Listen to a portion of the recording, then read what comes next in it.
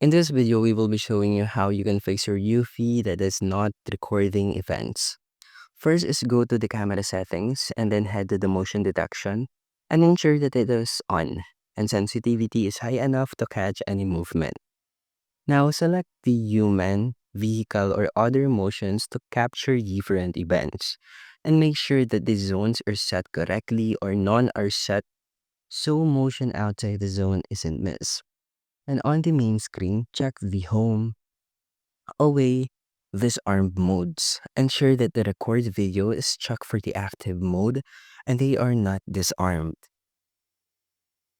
Now, verify the power and storage. Check the battery levels for battery cams and low power can disable recording. So plug it in or charge it. And confirm that your home base or the camera has storage.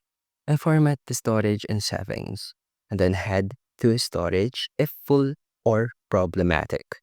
And that's how you can fix if your UV is not recording any events. And thank you for listening.